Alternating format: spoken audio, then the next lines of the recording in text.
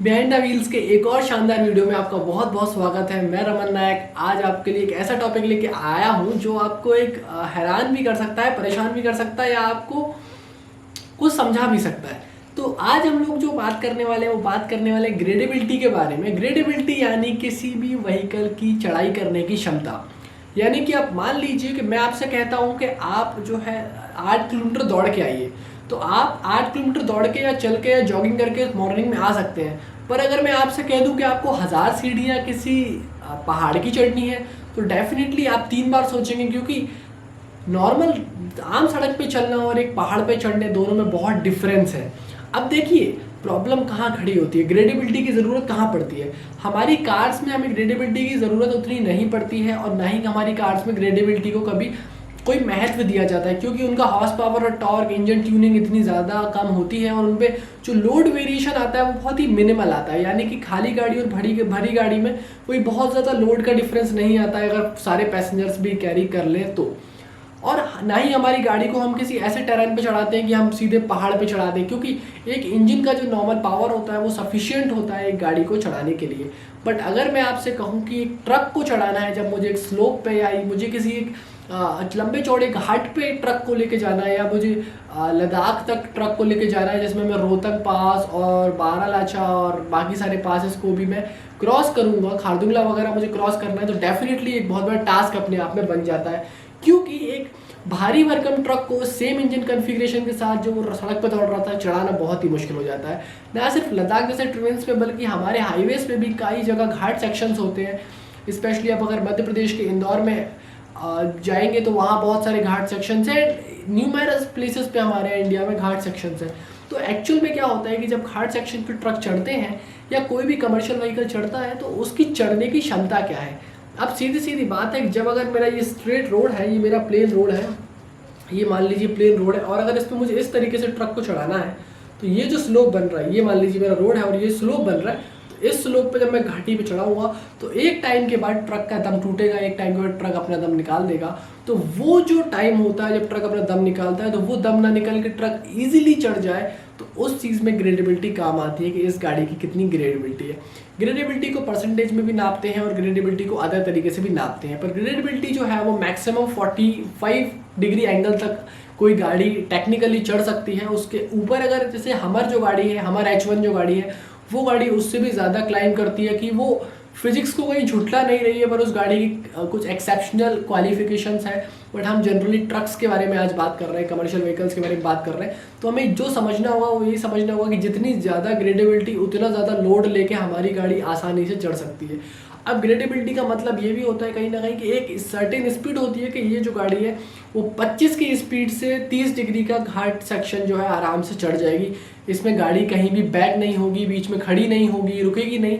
और एक बहुत बड़ी बात कि अगर आपकी गाड़ी कहीं खड़ी हो गई है तो दोबारा मौसम बनाने में, गाड़ी को दोबारा शुरू करने में आपको समस्या नहीं होगी।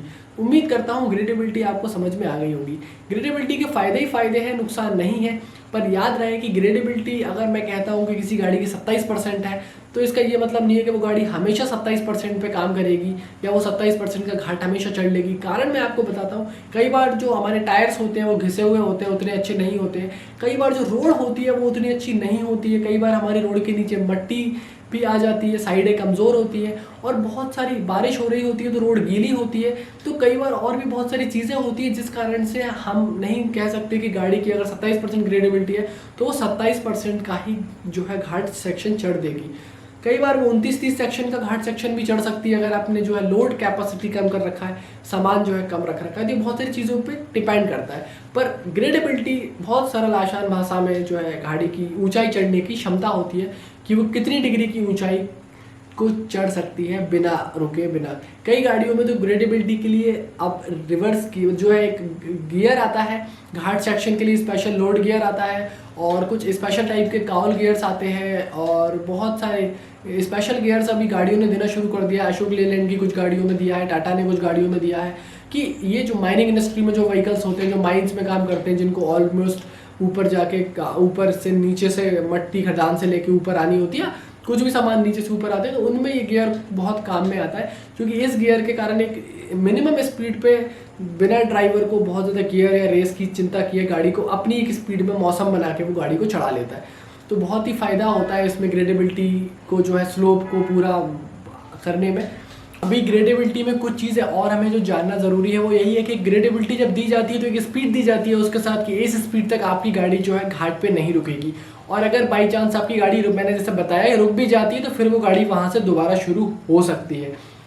सिटी में अगर कोई कार वाला इस वीडियो को देख रहा है तो कार वालों को यही है कि आप फ्लाईओवर चला सकते हैं, आप पार्किंग में चला सकते हैं आप, या फिर आप कोई अंडरग्राउंड पार्किंग सर्विस रैम्प वगैरह इनमें आसानी से गाड़ी चढ़ेगी, कोई दिक्कत नहीं होने वाली है। और हमेशा ग्रेडेबिलिटी जब भी निकाली जाती है गाड़ी की तो वो फुल लोड के साथ निकाली जाती है, उसका मैक्सिमम ग्रॉस व्हीकल वेट के साथ पे लोड जो होता है उसकी क्षमता के साथ उसमें निकाली जाती है। तो हमेशा मैक्सिमम वेट में निकाला जाएगा आपका ग्रेडेबिलिटी जब भी आपको मेंशन किया जाएगा।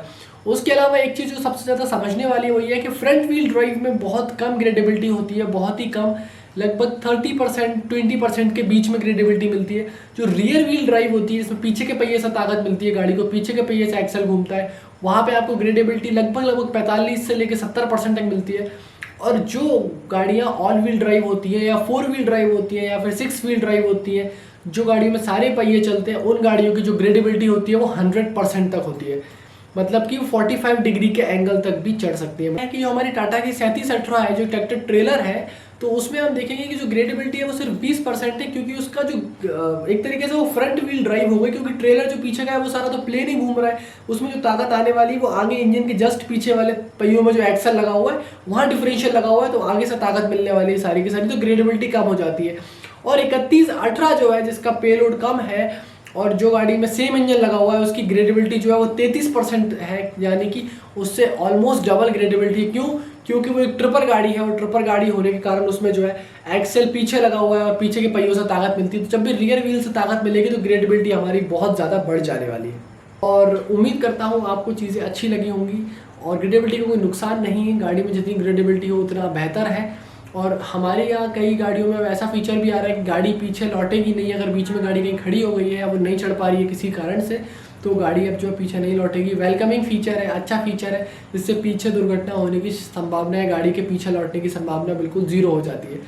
उम्मीद करता हूँ वीडियो पसंद आया होगा, अगर पसंद आया तो लाइक कर दीजिए, शेयर कर दीजिए, सब्सक्राइब कर दीजिए, हेलमेट पहनिए, सीट बेल्ट पहनिए, लो बीम में गाड़ी चलाइए, ट्रैफिक पुलिसमैन से कभी मत उलझिए। और हमारा एक और वेबसाइट है truckbusindia.com, उस पर आप जाइए, देखिए लिंक डिस्क्रिप्शन में है, बहुत सारे ट्रक्स बसेस और लगभग इंडिया में जो कुछ अवेलेबल है सबके बारे में कुछ ना कुछ हमने लिख रखा है, रिव्यू मिलेगा, न्यूज़ मिलेगी और आपको सारी अपडेट्स वहाँ मिल जाएंगी।